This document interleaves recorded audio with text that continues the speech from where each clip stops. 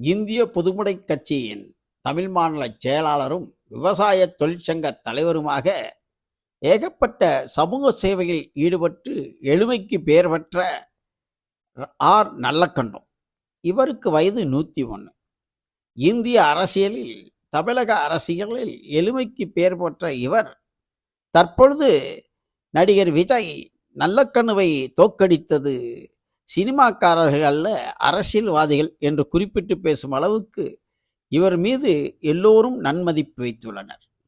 இந்த சூழலில் விடுதலை சிறுத்தைகள் கட்சியின் தலைவர் திருமாவளவன் நல்லக்கண்ணுவை ராஜீவ்காந்தி அரசு மருத்துவமனையில் சென்று பார்த்து வந்தார்.